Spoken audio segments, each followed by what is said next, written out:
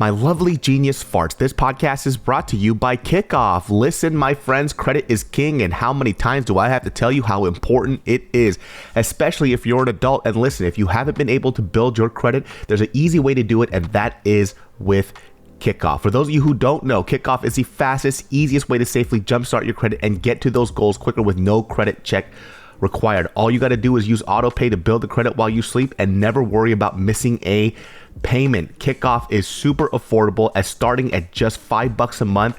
Join over 1 million people building credit with a Kickoff credit account today. Get your first month for $1 at getkickoff.com/genius today. That's Kickoff without the C.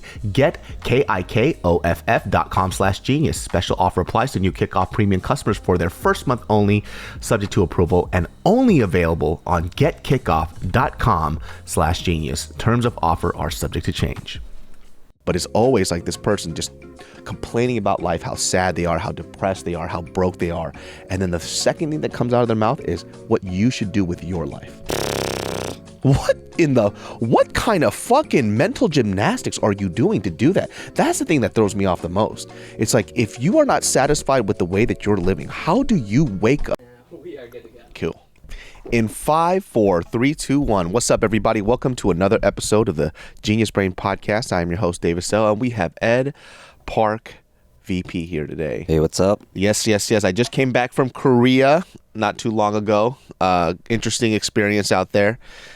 Different, just because, like the first time you go to Korea in a long time, everything's amazing. Yeah. And this time it was still amazing, but now it's like I'm kind of used to a lot of the places. You're expecting like what you I know how to use. Yeah. It was, a lot of things weren't as new, right? The only difference was that I was observing things that I wasn't observing before because I was so like enamored with everything. And when I went to Gangnam, dog, I've never seen so many bandages on people's faces. Dude, yeah. So if you guys go to Korea, right? You go to Gangnam. Gangnam is like the Beverly Hills of Korea. It's where all the poppin' restaurants are, all the new restaurants, all the fun shit. Yeah. A lot of shopping and all this other stuff. It's fucking busy. You go there, everybody looks like an Acme cartoon character. Yeah. With the ice pack on the head and the cheeks and the bandage wrapped around the face. But then it's like battle scars that they wear with pride. Like, look what I just did. Like, right? I have money. Yeah. So when I was walking around, new nose. Everybody told me about that, but sometimes when you hear these stories, you think it's like an exaggeration. Yeah. It is not an exaggeration. Everywhere I was going, I would say 10 or 12 people, bandage on the face. They were getting the moles removed, so there's like 60 dots all over their face with bandages over it. My mom wants me to do that. She keeps looking at me like, why don't you? Like, don't you get it? I'm your son. Yeah. You don't like the way I'm born? It's so ugly. Well, I mean, look, I do have like this dot right here and right here. I understand, but she wants me to get it all removed. Yeah, I got a bunch of stuff like that. There's sunspots over time before the sun, it happens. You can get it done in Korea for really cheap, right? Yeah. But you have to be there I think what they told me was it's like a couple of procedures. So you can't get on the last day that you're leaving and do it. It has to be there for a week. So you get once, they have to do another one, and they'll laser it all off, and then you're pretty much good to go. So I got a facial done there, right? Mm-hmm. And I didn't realize that a lot of the places that you go to for like the facial stuff is like plastic surgery places. Really? So I get a little freaked out. I'm like, I'm not looking for plastic surgery. They're like, no. We all do everything here. Do they start judging you like, hey, you can do this with your eye? Check this shit out. So every place that they go to, and I'm pretty sure like in America they don't do this, right? But in Korea it might be different. I don't know. I've never went to a place to get skin lasering done, right? Just to help out with like acne or whatever. This guy comes up and they have a mirror, and so they want you to look at your face at the stuff that they think that you should fix. This fool just comes up, he starts grabbing my face, right? And then this fool's roasting the shit out of me. Yeah. Right? I don't think he realized he's roasting me. He's like, your cheeks here is sagging. You kind of look like a bulldog. Over here, your neck is a little too loose. You should do something with that. Maybe we'll Botox here. You see the side of your face? Bite your teeth. I started biting my teeth. See that? That's not fat. Your face is just really wide. And I'm like, dude, I didn't ask for fucking any of this. I'm just asking you to clean up my pores. It's psychological warfare, dude. He's just trying to get into your like mad insecurities. Like you can't take it. He's like, yeah, do it. Take it all. I didn't have any of that. And the funny thing was, like, when when he was like looking at the side of my face and like how wide it was, I was like, I could just lose weight. He goes, yeah, you can, but we could just fix it now. And I'm like, the fuck? Like, I could just drop like 20 pounds. Yeah. Like, there's a solution for this. My face is wide because I just ate salt for the past 2 weeks. Yeah. It's not because of anything else. But I didn't realize too that so many foreigners go to Korea just to get it done. Yeah. So there's certain spots that you go to when you do Korean skincare that they only accept Korean clients because they don't know how to explain all the stuff right in English, right? Which, by the way, when they were speaking to me in Korean, didn't understand the fucking word they were saying. Yeah. Because it was so technical. I never heard these words before. So the first place that we went to, they have a lot of foreigners go there. All Vietnamese Chinese, right? Monsters. They all look like monsters. Oh, jeez. Fucking, they look like Spirited Away characters. Like, okay. Fucking crazy, dude. So there was a receptionist. I kid you fucking not. We're looking at her, right? And she looks a little thick and chubby. That's not a problem. You know, whatever. It's American style. But she's, Korean. And you see her face, tiny as shit. So fucking small. Here's the trippy part. And this is what I mean by they look like a Spirited Away character. Turn to the left, fat fucking head. Huge jaw behind it. Bro, so she shaved all the stuff in the front. So visually in the front, she looks thin, but the size of her fat fucking dome is on the side of her head. So you can't change your skull. Yeah. So she looked like the Spirited Away, the black creature. They'll figure, we're going to slice off your brain. Like you probably can't talk anymore, but you're going to have a beautiful skull. Bro, me and Mariel, when we were looking at her, we're like, oh, okay. And then when she turned around, we both went, oh, like shook. And then we looked at other people there too, and they also had like this weird head shape. Like the beauty standards are so fucking weird, dude. It's so skewed. My mom actually went last year. She got a facelift. She looks 40 now.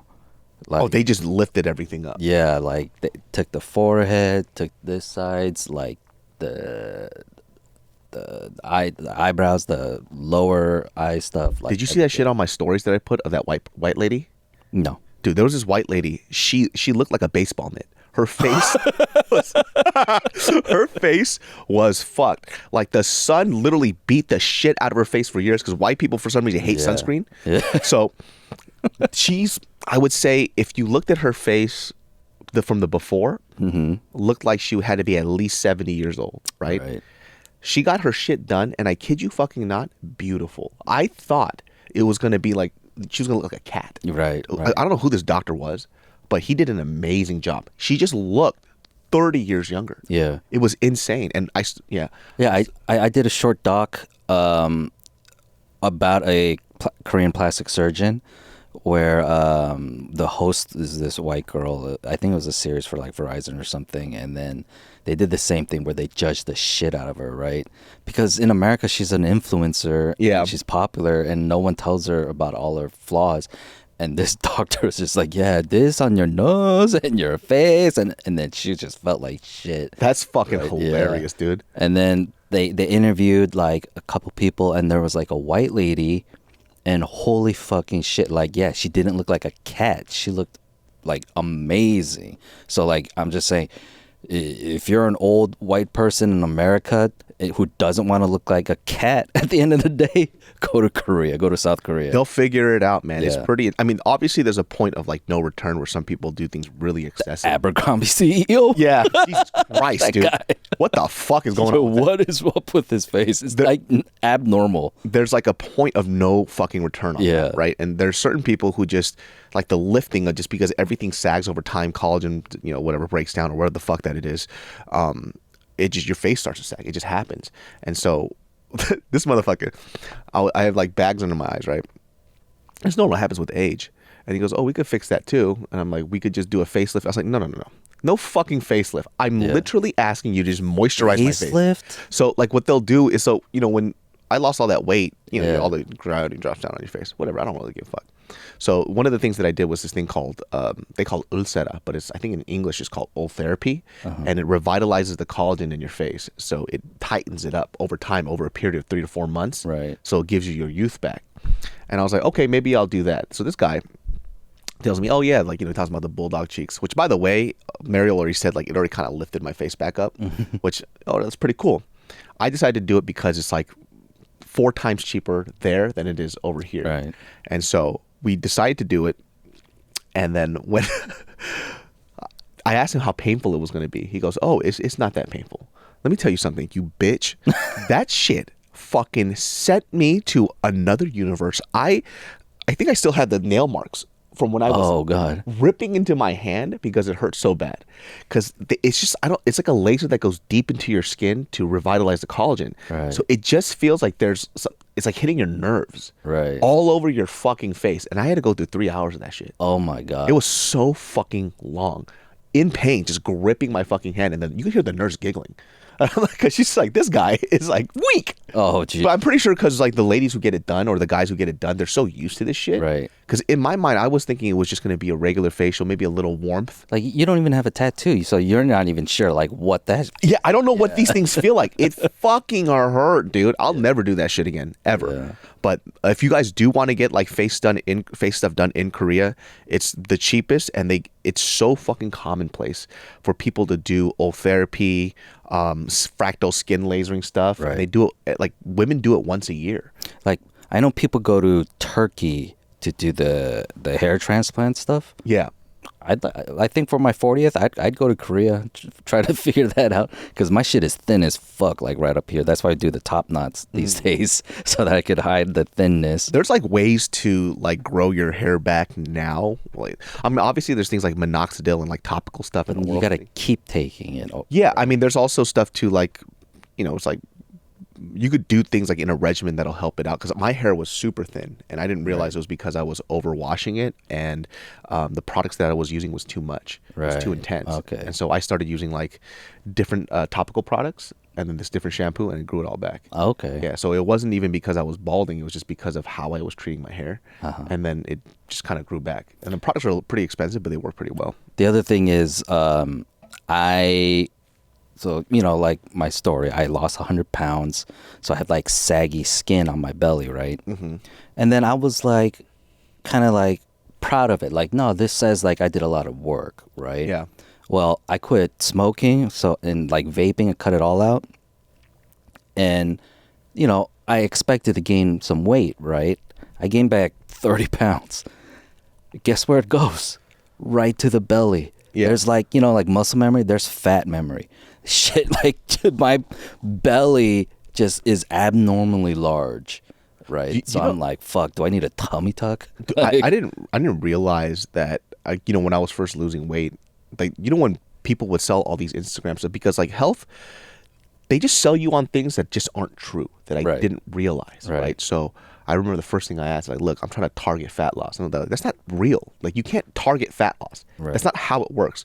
Everybody's body has a different composition, and you lose weight the way your body wants to lose weight. Right. So for me, it's face first, legs next, and then my stomach is the last thing that goes. So I'll be fit everywhere. Yeah. My arms are thin, my legs are jacked, and then my belly is fat as shit. Right. So it doesn't really make sense. That's what Mariel says too. She goes, if only your body looked like your legs. Yeah, dude. I mean, like, it's the same, like, because my goal was I need a six-pack, right? And then people are like, dude, you look sick because of how much weight I was losing. Like, my face got really, really thin just because I was trying to get a six-pack, realizing, like six-packs are made in the kitchen. Yeah. Right? Not in the gym. No matter how many crunches or whatever ab workouts you do, it's your body fat, your overall body fat content, right? Yeah. And then that's where I was like, okay, I'll just stop obsessing over abs or whatever.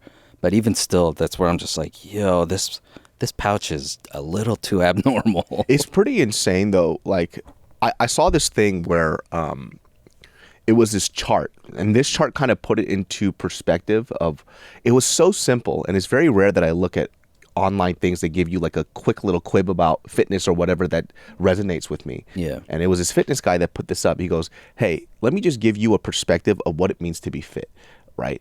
And he's jacked. And he says, everybody thinks that when you get to this point of fitness, that you have it all figured out. He goes, no, it's still all sacrifice. He goes, I'm jacked. I got a six-pack. I'm like, you guys look at me. I'm like this peak physical fitness. He goes, do you think I'm eating what you're eating? He goes, do you think I'm going out drinking, having fun? Like when you guys go out, you down like an In-N-Out burger and all this. I'm not doing that. Yeah. He goes, I want to, but I like feeling this way. So he made this little chart. He goes, It was like a really fat, obese person, what they're eating and their lifestyle. And then the next person was somebody a little skinnier than that. And then thinner, fit, six pack, ultimate fitness. And he goes, look at the lifestyle, look at the body, and pick out which one you could live with. Yeah. He goes, that is a realistic expectation of what it is to be fit. If you want to be, and there was like a body that was like kind of fit up top with a pot belly. Yeah. I was like, that's me. Yeah. That's the life I want to live. Because you're like drinking a little bit, you're working out still, you're fit somewhat, but you don't have the perfect physique. Yeah. And I think that's like what people have to realize, like when it comes to like a certain level of fitness, this is what you should be focusing on. Right. Like what is the lifestyle that you can live, right? Because when you were doing keto, I think you're probably the only person I know that did keto that kept it off. Yeah. Everybody else gained it all back and maybe then some. You know, one of my other friends, he's done keto twice now, and he lost weight twice drastically, gained it all back, lost it again, gained it all back, doing keto again now, and he's losing it again. It's like, what's the point of this, man? Right. Like right. you keep doing this Oprah thing, like you're like fat, skinny. It's been like that for him for like 7-8 years, and it's just exhausting. It's like, yo, I'm back on keto again, and I'm like, I don't give a fuck, because I know you're gonna get fat again. Like, because if it doesn't work for you, it doesn't work for you.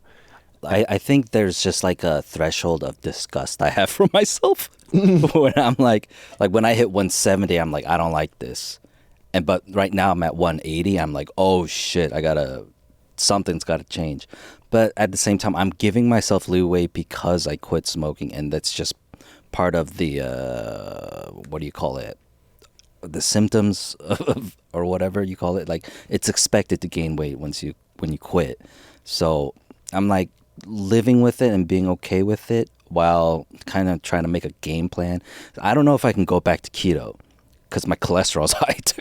You know, so doing a low cholesterol keto diet seems impossible. Yeah. So I'm like, okay, you know, I'm figuring out this and that. Like, I gotta throw in exercise somehow. How does it feel to quit smoking? Like, I heard it's pretty horrendous. Yeah, it fucking sucks. Yeah, I heard it's like, one of my buddies, like, he's done coke, he's done all this other shit. Yeah. He says quitting cigarettes was the fucking worst. Oh, it's the hardest. Like, I gave up Denny's spaghetti, you know, to wait. Like, oh, by the way, I went to this Michelin star Italian restaurant yesterday. Guess what I got? Spaghetti and meatballs. It was delicious though. Yeah. But anyways, yeah, I quit coke. I quit smoking weed. I quit, alcohol. Man, quitting smoking is the hardest.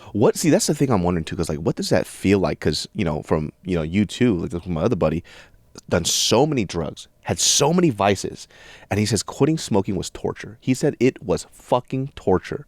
Mm-hmm.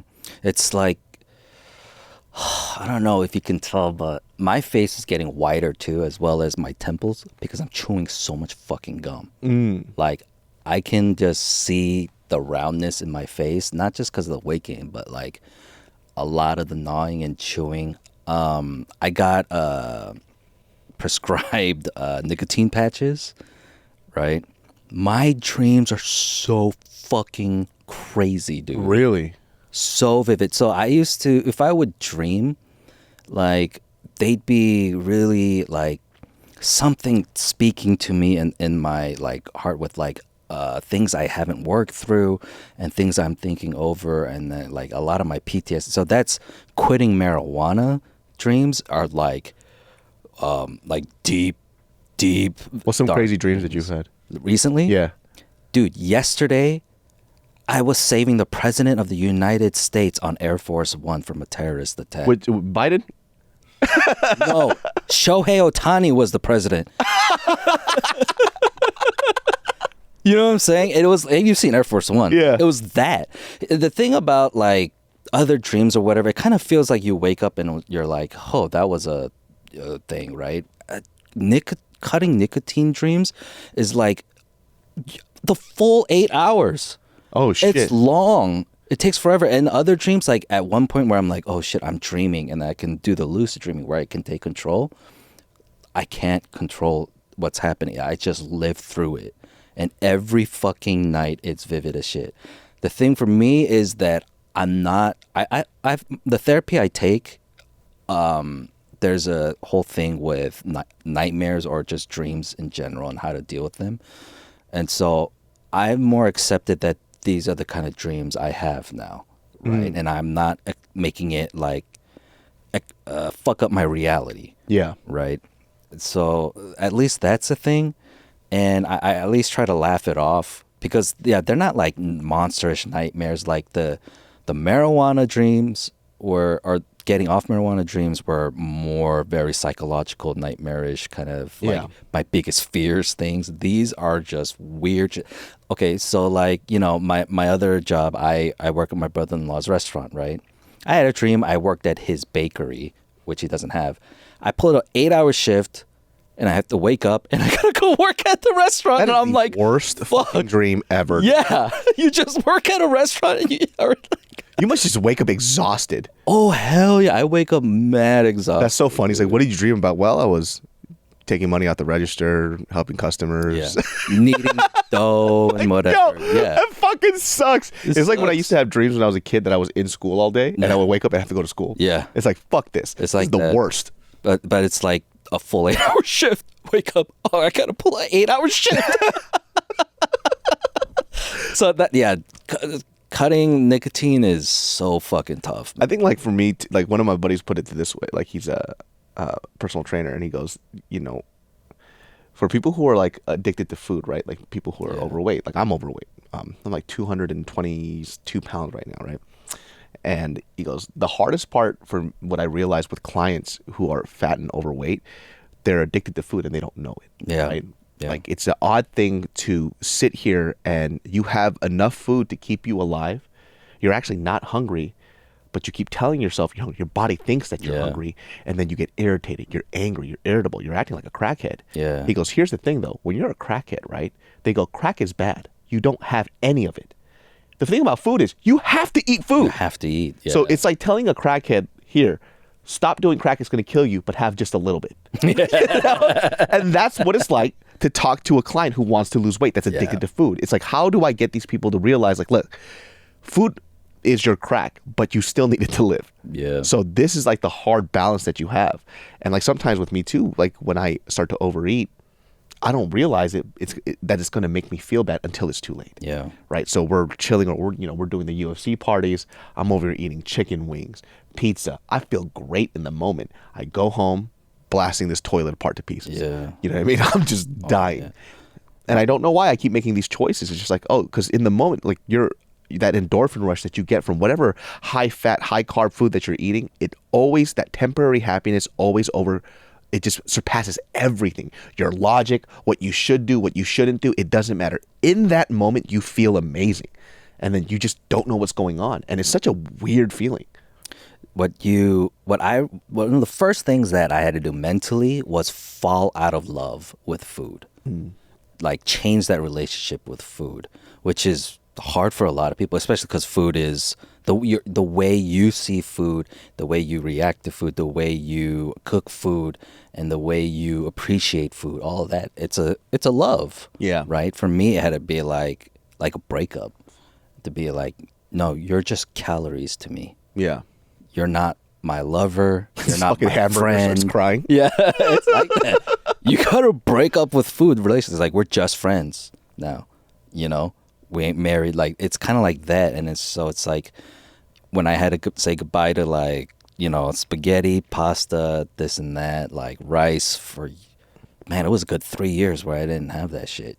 That's insane, Yeah. man. And I think like Genius Brain listeners, this podcast is brought to you by Kickoff. Credit is king, my friends, and if you have bad credit, well, it's time to build that breezy up. And what better way to do it than with Kickoff? Listen, for those of you who don't know, Kickoff is the fastest, easiest way to safely jumpstart your credit and get to those goals quicker with no credit check required. Sign up for a monthly plan in just minutes and start building credit immediately for as low as $5. Sign up in minutes from your phone and start building credit right away. Use AutoPay to build credit while you sleep and never worry about missing a payment. Listen, Kickoff Basic, the most popular plan, is just $5 a month. Kickoff Premium the most powerful plan is only $20 a month. Kickoff gives you a credit line just for credit building and reports it to the 3 major credit bureaus. All you got to do, my friends, is join and start today. So listen, join over 1 million people building credit with a Kickoff credit account today. Get your first month for $1 at getkickoff.com/genius today. That's Kickoff without the C. Get KIKOFF.com/genius. Special offer applies to new Kickoff premium customers for their first month only, subject to approval. Only available on getkickoff.com/genius. Terms of offer are subject to change. Like for me, like this last 2 days, I've been counting my calories, right? Which is good. You know, number one, I feel better, all this other stuff. But then at night, you know, when you quit smoking, you have dreams of like being on a plane. I'm already dreaming about food. Like, I'm thinking like, oh, dude, that fucking burger, and I'm talking about I'm like looking up recipes to cook all this other shit, and it's just like, dude, this is such a fucking weird thing. Like I never looked at food like an addiction, and then when you do, you kind of feel like a loser, like a little bit. It's like you can't control what you're fucking eating. This is a problem of abundance. It's not something that. It's not like I'm living in poverty, right? Where I have to deal with this thing that I can't have. It's like, no, you have too much. And it's a problem of too much, which is so fucking weird. And then you kind of go into this space too. I'm not sure if anybody out there is trying to lose weight or get healthier. It's just, you get into this like weird hole, right? Where you just can't stop thinking about food, the things that you want to eat. And you go into this point of like, oh, when I lose this weight, I get to eat all this other stuff. But the problem with that is that you haven't fixed the problem. Right? You're looking at food as like, oh, this is bad, and you're punishing yourself. And the weird thing is that when you go on a diet, you go, oh, I'm on a diet right now. You're actually not on a diet. You're just eating like a normal person. You know what I mean? Like, that's the weird. You're punishing yourself by doing something that's good for you, which is the dumbest thing ever. That's the weirdest thing about it. You go, I'm on a diet, dude, it sucks. No, it should be, I'm on a diet. I mean like a regular person.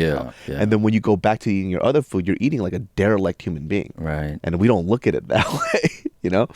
Yeah, the quitting smoking thing is like my mouth being busy. Yeah. So that's why I have a bunch of nuts. I have like cereal now, like it's like, you know, low sugar cereal and whatever, but it's just I just need like I got tortilla chips or the organic tortilla chips, but holy shit, I'm just fucking eating the shit out of the bag. Chips are one of those things too. It's like you just keep going for it.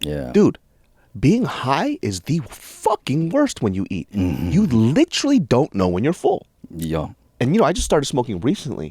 And when I was over at Robin's place, I ate a family-sized bag of Doritos to myself. What kind of fuck does that? And I didn't even like those Doritos. It was the regular nacho ones. Right. I just ate the whole I didn't realize. I was like, damn. I was like, everybody killed the Doritos. And they're like, nah, dog. You ate the Doritos. Nobody ate that shit. That bag of Doritos has been in his house forever. Right. Because nobody wanted it. I ate it by myself. Damn. And I started to realize, oh shit, when you're to me, weed doesn't make food taste better. You just don't know when to stop. Like it's just constant. And then when the weed wears off, you're in pain. Right. Because now it hits you how full you are. Dude, I was in so much pain after. So now when I eat, I try not to smoke. Because it's just not a good idea. It's only for me to sleep. That's all I use it for. For me, it was like a discipline thing because when I lost 100 pounds, I was high the whole time. Oh shit. Somehow I mixed fasting and smoking weed together, where being high while fasting was helping with the hunger pangs or something. You know, it helped with the, you know, it was just the way I just put my brain towards how I saw what I was doing to take the pain away and maybe the desire for food. And you know, because when you're fasting the way I fasted, you need meditation in between that time. So what was I thinking about? What was I, you know, it had to be about like the gratitude that was going on in my life, you know, and essentially just telling my body remember C.T. Fletcher videos? Like, I command you. Yeah. Same way. I'm like, eat this fucking body fat right here if you're hungry. If you're hungry, have some of this boob, you know, like that needs to go. You know what, I'll tell you this, like one of the things that was really hard for me about, you know, like losing weight wasn't actually like yeah, I think other people have this conversation where like, oh, I feel like people don't believe that I'll do this, or I don't believe in myself. It was never that. It was always a fucking unfit, fat fuck that's depressed, has constantly in therapy and all this other bullshit trying to tell me how to live my life. Fat splainers. Yeah. Fat splainers. What the fuck is that about, right? Look, there's somebody I know right now that's like that. Yeah. And they're just like, I'm getting fit or whatever, whatnot. And they're like, you're fine the way you are. Did you know that, these triathletes who are large, they're actually the healthiest, but they're still like fat. And I'm like, are you that person? Yeah. You fat fuck? Like, you're the one that's constantly depressed. Yeah. You don't know what's going on. You're broke as shit. You have no fucking friends. Who the fuck are you to tell me how to live my life? You are not an example of happiness. Right. Like, you are the depressed fat fuck trying to tell me how to be happy. That happened to me too. Dude. What is that? There was just a number of people fat-splaining, giving me unsolicited advice about how to lose weight. And I'm like, you're fatter than me, dude. Yeah, like, how the fuck? Yeah. And I mean, there was this one particular person who was being a hater. Like, you start losing weight, I'm going to take more selfies. Because holy shit, I look like a brand new person. Never seen this face before. Yeah. Right? And I started taking selfies and posting selfies.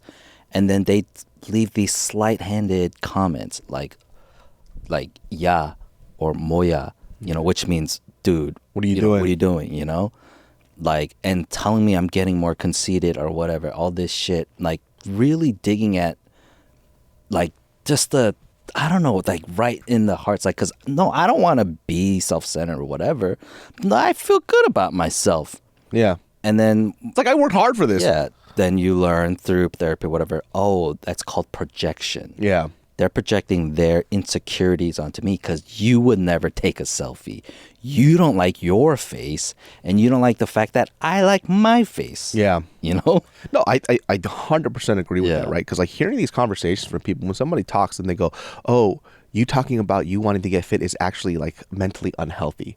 It's like, first of all, go die. How about that? How about you fucking go die? Yeah. Nobody asked for your fucking opinion about how I feel about myself. Yeah. Right? So if I'm doing something for my mental health, where I feel like when I'm healthier physically, mentally, I feel better, who are you to step in and tell me that I'm not? Because if we want to talk about like physical parameters and stuff, let's go get a blood test. Let's see who's more healthy, you, me, or you. Yeah. Right? And if it comes out that your blood says gravy, then shut the fuck up. Yeah. How about that? It's projection. It's the weirdest fucking thing. It's like, okay, so in order for you to be happy, I should be unhappy. Mm-hmm. And then you need to convince me that my unhappiness is happiness for you to feel better? Yeah. Get the fuck out of here. It was the most obnoxious thing. It's like, we can't win. It's like, how about I just do this for my fucking self? Yeah. Right? And then they go, oh, if you do that mentally, it's not good for you. It's funny because I'm the happy one. You're killing yourself. Yeah, literally. I'm talking about this person that I know. We're not friends. But they're just like, every time, obviously I'm not going to tell you the things I say to them. I roast the shit out of them. Yeah. But it's always like this person just complaining about life, how sad they are, how depressed they are, how broke they are. And then the second thing that comes out of their mouth is what you should do with your life.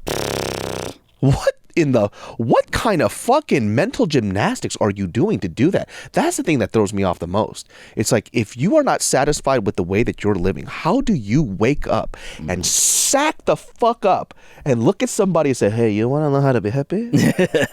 You fucking loser, dude. Like, sometimes people just need to be told to shut the fuck up. Right. It's like, if you don't have any solutions for any of these problems, you could always just shut the fuck up. Yeah. Stay in that corner, maybe learn something. Yeah. Maybe try something that, I don't know, makes you happy. And this is the other thing too, what I figured out about myself, and maybe this goes for these people as well.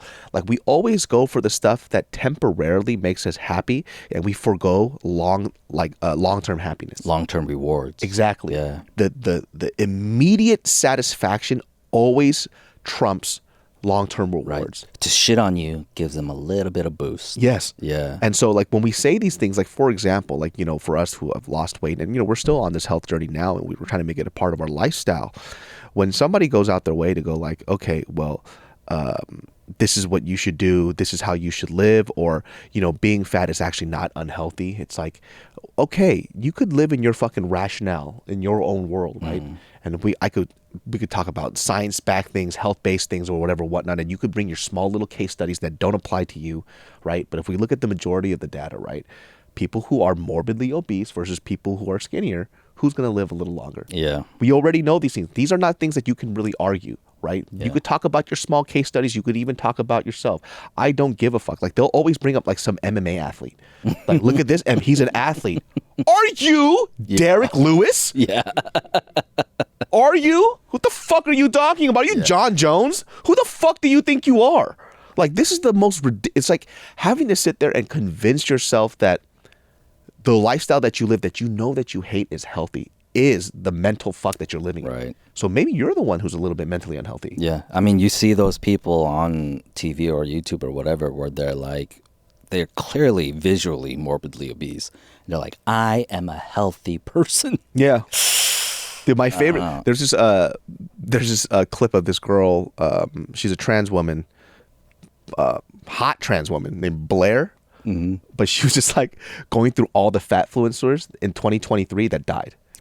Whoa. And it was like 20 or 30 of them. Oh, they're like, geez. I'm fit, I'm the best, blah, blah, blah. It goes to clip, dead. Hi, my name is blah, blah, dead. Like, just dead. Yeah. Morbidly obese. We're not talking about chubby, a little fat, whatever, whatnot. And by the way, I don't care what you do with your body. That's not the point that I'm making. I'm talking about people who want to comment about somebody else on their own health journey when they're not doing the due diligence themselves. Like, when do we just say, hey, you're delusional? Yeah. That's delusion straight up. Like, just by the looking at you, those symptoms alone, that's like, yeah, obviously it's a sign. Like, you can't go up a flight of stairs and look like you died and tell me that you're healthy. All right. You know what I'm saying? Yeah. Like, let's just say this for an example, right? If you and I start jogging for 1 minute straight and you're throwing up, you're probably not fit. Yeah. Right?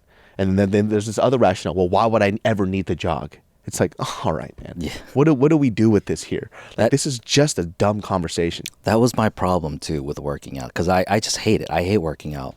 And so when I'm doing pull-ups, I have to imagine I'm at the edge of a cliff, like needing to pull myself up or I'm going to die and fall off. If I'm running, I had to imagine a bear chasing me so that I can just fucking run for my life.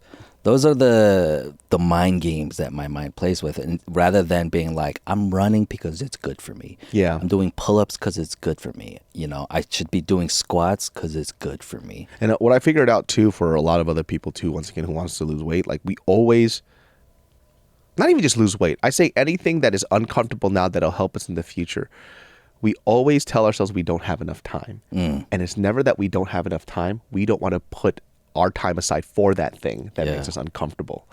Dude, every New Year's, what do we all say? We're going to lose some weight, right? Then next thing you know, it's December and you gain weight. Yeah. Right? Then what? You feel like shit. Then we're like, oh, make another resolution. Somewhere along the line, you gave up, where you have to realize this is a long-term thing. It's forever. This isn't a week thing. This isn't like, oh, let me do a 90-day thing, like P90 or whatever or something. It's like, no, this is, your life. Yeah. For the rest of your life thing. Yeah. And that was like the reality for me too. It's like, okay, this is something that I have to enjoy and that I have to prefer. So like me, I'm like 222 right now. It's probably one of the biggest I've been in the last like 7 or 8 years. Since I lost the weight, which isn't bad, right? Like, I was like almost 300, so 220. Yeah. But it's just like the things that I can't let go is the fact that I just don't feel as good, right? We did a kickboxing session. I was sore for 6 days. Why? Right? It's because I'm not fit anymore. Yeah. There are certain, like I said, I'm not looking at the mirror and disgusted with myself. I physically don't feel well. Right. And those are the things that when you kind of live in your unhealthy lifestyle and you don't know what fitness or feeling better feels like, you have nothing to compare it to. So you think that the discomfort that you're living in is actually normal. Like, we joked about this, right? I'm like, dude, talking to friends and like, dude, I had a solid poop today. I was like, dude, you should probably get that checked. That shit should be liquidy. Yeah. No, it should be solid. I was like, wait, poop is solid? Yeah. Like shit like that. Those are those type of things. Like, I joke, but like, for reals, like, you don't know what's normal. You don't know what feeling better is because you're used to the pain that you're living in, and you think discomfort is normal. You think getting up out of your seat and breathing heavy is normal. You think having heartburn is normal. You know what I'm saying? Oh, that's happening right now for me. I'm getting heartburn on the daily. Yeah, I need to work on that shit. That's the thing that I didn't realize. I would have heartburn every fucking night, and I'm like, damn, what the fuck is this? Like, oh, my dad has it too, so that's why I have it. Oh, dude, tying your shoes. Oh, that shit. That shit made me sweat at one. That shit made me like go. I'm holding my breath and I gotta tie my shoes like this because Yeah. I can't do like a normal person and bend down Yeah. to tie it. Oh my God. That's so fucking. And then so what happens? You just start getting slip-on shoes, right? Because you don't have you start to tie adapting your lifestyle for whatever fitness level that you're. Yeah, I told you I spent $800 tailoring my shirts to fit my fucking body at that time, rather than losing the fucking weight and just getting a size medium. Let me ask you this, dude. Have you seen those videos of people who are morbidly obese? And look, I know it sounds like I'm fat shaming people. You can't tell me I'm fat shaming. I was 300 pounds. Yeah. I'm talking about from experience. Yeah, we're talking from pure experience here. I was 100 pounds bigger than this. Yeah. Before. So, these people who are, let's be real, the size of an elephant, and they go into a plane. Yeah. And they're like, these planes are fat phobic, right? Because these seats should be wider. It's like, no, you should be put into the cargo of the plane. You Operation Drop Dumbo. Are you fucking insane? Yeah. Like, are you insane? You're not normal. You are the small percentage of the world that decide to go into a grocery store and take them out of business. Yeah. Like, you are not the normal size human being, or even not normal, even within the range of being obese. You're bigger than that. Yeah. So in what fucking world should this whole company change because you have an addiction towards food? Right. You are the drug addict. You are the problem. You are the problem. And then now they're saying, okay, well, this is fat phobic. I should be able to pay for one ticket because I'm one person. But you're the size of a small Chinese army. So I need you to understand something here. You do not get to dictate what this company does because you made a poor life choice. Right. It blows my mind. And there's people in the comments, and you click on their profile, and they are also elephant sized, right? And so they're over here at the watering hole, Yeah. talking to each other. The water hole. We should be able to, we should pay one ticket for 3 seats. Yeah. Like, no, how is that fair? How is that fair for the other 99.9% Yeah. of people? And the other people who can't now catch a flight because you have to take up those seats. Exactly. Those are the moments that some people, they take it as a wake-up call, like, oh shit, I can't get on a plane, and they change their life. Like, I forget his name. Is it Laurel Davis? The dude he was on Breaking Bad with the big head. Oh, yeah. He was just on Shannon Sharp talking about how he got kicked off a plane, and that was one of the wake-up call moments for him. Whereas Kevin Smith, back in the day, this was a long time ago, he got kicked off a Southwest flight. Now, he bought 2 seats, and he still got kicked out. For reals? Yeah. Why? I don't remember, but then as soon as he got home, he went on his podcast and complained and bitched about how bad Southwest was and just had this vendetta against them. And it took him years to finally just lose the weight. Yeah. Right? So yeah, sometimes when life holds a fucking mirror in your face, there are times when you just like have to look at it and be like, this is true. This is the true self. This is what's going on. Here's reality. And then like understanding you need to make a change, or you fucking bust the mirror and you complain about the mirror, and then you make a podcast and like talk shit about the mirror. Yeah, and this by the way goes beyond like weight loss, right? This is just anything in general with a bad habit, right? How many times have you heard of somebody that you met a person before and they go, I don't have any friends because everybody's fake, and they've lived on 35, 40 years of their life, and they've lost every friend on every step of the way in their lives. It's like, okay, maybe you're the problem. Yeah. Maybe if you look at the mirror, you're the fucking idiot. Yeah. Because there's no fucking way that every person that has met you has been a terrible person. Yeah. Because, like, how? You seem to be the common denominator, right? And every person that I've kicked out that was a part of like my creative space, my personal circle, has always been that person who has blamed. And when they meet us, we kind of get enamored with their stories of all these bad things that happened to them, and you start feeling bad for them, and you want to be an example of a good friend to them. And it turns out, oh, you're the fucking shit. Yeah. You're the reason why you've traveled throughout your whole life. You don't have a single solid friend in your life. Yeah. Nobody calls you up to hang out with you. Nobody calls you up to depend on you. You're completely the person that you come to take from us, but you never give back. Yeah. And it's like, oh, you're the fucking issue. This is why you don't have friends.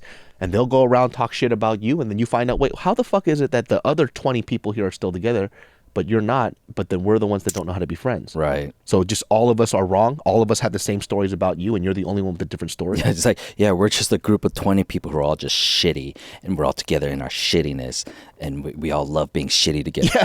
And we're like, no, we're doing just fine. Yeah. Like we're over here thinking about you. Yeah. Like, once you left the group, you died to us. Like, literally, there are people like, if they fucking died, I would never know. Right. And if I found out it came out to me, I'd be like, dude, it's about time.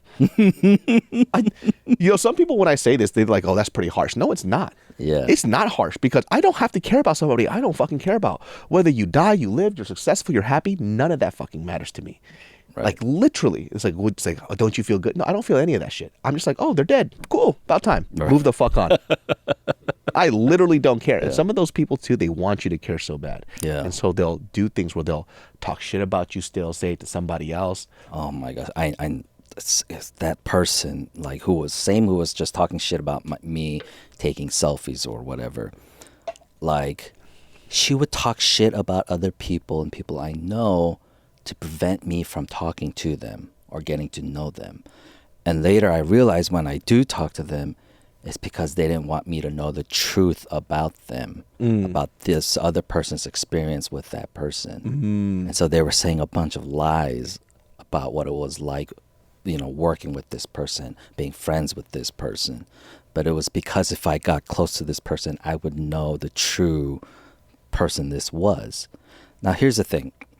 There's a difference when, like, as a person, for me, it's like me getting to know the true person you are. I would want to be friends and get to know the true person, not the fake person. I don't like the fake person better, but if you're insecure and you hate who you truly are, then why would I like that person? Yeah. Why would I like, the true person you are if you hate that true person? Yeah.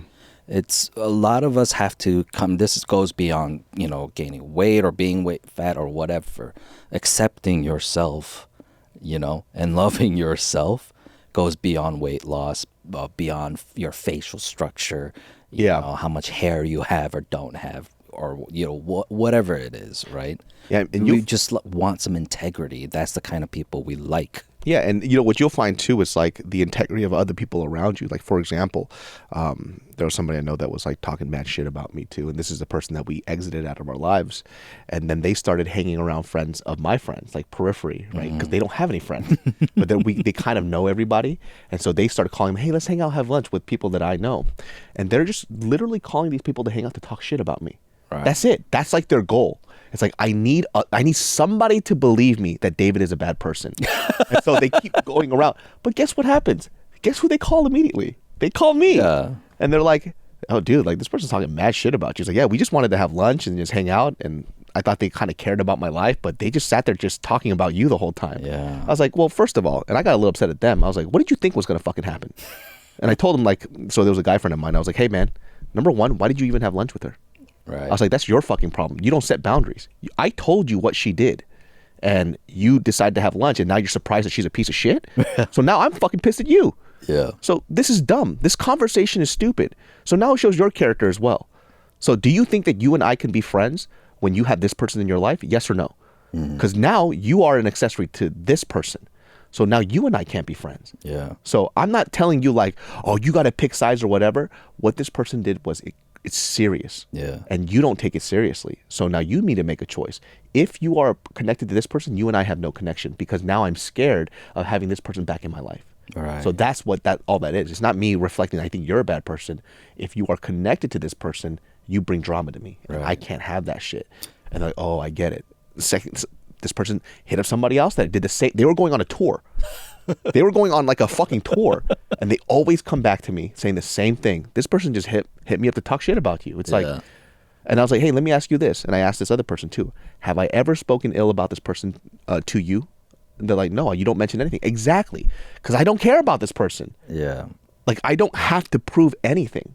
Like, I'm a good guy, and I'm a really good person to my friends, and that's all I know, and that's all you guys know me for, which is why you're coming back to me saying this stuff. So it's like, that's like the true tell. This person has to go around and say, hey, this person's bad. hey, did you know this person hurt me? Hey, by the way, this person hurt me. Yeah. And it's not people that they know because they don't have any friends. It has to be people that I know.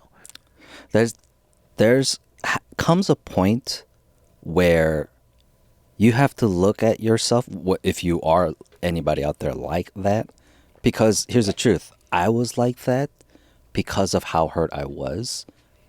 This goes back to my whole church experience. Yeah. Where anybody I'd met, I would talk shit about those pastors. Yeah. And then there came a point where I'd be like, am I just fucking obsessed with these people? And I'm like, no, I hate them. Why am I constantly talking about them? Do I know what they're up to? Do I check up on that? No. But I talk about what they did years ago. Yeah. Now, that's where I was like, did I just waste my fucking life thinking about this motherfucker? Yeah. For that long? Yeah. Like, just like where I could have, taken a page out of your book and just been like, they're fucking dead. Yeah. You're dead. Whether they're alive or not, just they're fucking dead and gone, and that's over. And now let's work on that part that you were hurt, right? Because when I look at myself at that age where I was hurt by those guys, like, it's like this. When I see my 5-year-old self, right, I want to give that kid a hug. Mm-hmm. I want to lift that kid. I want to play with that kid and give him what he didn't have, right? And then I look at my 23-year-old self. I want to smack him in the fucking face, Yeah. right? And I'm like, well, those pastors felt the same way. Yeah. And if I feel that way now, too, it's like, what did I actually want then? Yeah. I'm like, I got to imagine my 23-year-old self and be like, yeah, come here, Shekia, and give him a hug, too. Yeah. And that's how I have to accept myself. And that's how I was able to move on from that shit, Because remember when I first came on this podcast, that was one of the first things I talked about. Yeah. Which is funny. Every time I meet some Korean person out, they're like, they saw that podcast, like my testimony podcast. Yeah. And remember when I said it, I was like shaking. I was damn near tears because it was so fresh to me. Yeah. Even though it was like 10 years after the fact that it happened. Yeah. Right? And so that's where I'm like, okay, I looked at myself then and I accept myself from back then, not accept my behavior, but be like, hey man, you needed to be loved. You needed guidance, you needed mentorship and all that. I'm sorry you didn't have that. Right? Yeah. And if I look at myself now, I'm not that shit-headed 23-year-old anymore. I'm me now. Because I was that doesn't mean I am that forever. Yeah. Right? And that's just advice to anybody out there. If you find yourself that shitty shit talker who just is all of that shit, that there's one of the first steps to take is, in accepting and loving yourself is what helps you just be more authentic and have some more integrity in being the real you. Yeah, man. Before we wrap this podcast, just to end this on a note, there's an actor that I always make fun of on this podcast all the time, right? And every person that comes up to me that has met him, they go, fuck that guy. Yeah. He's such a piece of shit. They have all these bad interactions. Guess what I say? I don't say shit about him because their interaction with him is just their interaction. Yeah. But they want me to talk about it on the podcast because they're like, Right. I met him and let me tell you the story about him. This is what this guy did. This is what he did. They want you to be the TMZ. Yeah. I'm like, nah, that's not my thing. I don't have to. Because the funny thing is like, I don't hate this guy. Yeah. I only talk about the stuff that happened on, online. Yeah. That, it's a hot It's public shit, yeah. Public shit, right? Personal stuff, that's personal shit. Like, I can't do that, right? Because I don't think about this person like that. Yeah. But look, you'll find out too. If every person who meets this person says a terrible thing about them, and personally in a small circle, not in a public space, people say bad things about this person, most likely it's true. Yeah. Right? A lot of things that people say about me in terms of things, they're like, oh, this guy's a little intimidating, he's, really outlandish. He's like a lone cat. Those are all true. It's true. Those are all true. Like if somebody, this is what they said about you. Yeah, that's right. Yeah. Right? Or if they go, oh, he was super rude to me. I was like, who was it? I was like, yeah, I was. Yeah. I was super, I hate that person. You're 100% right. Those things tend to be true. Right? Yeah. So like, I get it. So it's like for me, like I don't even go that far. And that's what I mean by like, people just want to talk shit. Yeah. And like for me, I don't care. I just don't care. It's like your experiences with that person. Because you believe not everybody has to like you. Yeah. Yeah. Yeah. I can't live and die by that. Yeah. And by the way, when you're in a public space and your job is to just speak and talk, half the people are going to hate you. If you're a comic, half the people are going to hate you. They're going to tell you you're not funny. Your jokes were never fucking good. I don't understand why people watch you. But there's the other half. They go, thank you so much for being around. Like, you make me laugh. You make my day. Where do you put your energy to? Right. You put it over here. right? But you're supposed to do that stuff. Patrice O'Neill said it the best. When you do stand up, half the room should be mortified, the other half should be dying laughing. Right. And if you're doing that, then you're doing a good job. Right. Right. Well, guys, that wraps up this episode of the Genius Brain podcast. Are you doing your podcast again? Yes, I'm gonna record another one this Sunday, and it's been a while because the guy I'm trying to do it with, he's working shit out. He had to sell his business and whatever, so Okay. we're working through it. Yeah. All right. So Bible study at Momo, Yeah. and Genius Brain every Sundays at 12 p.m. That's Ed Park VP. You could catch him there, DM him, ask him questions, do whatever you want, and we'll see you all next time. Peace. Peace.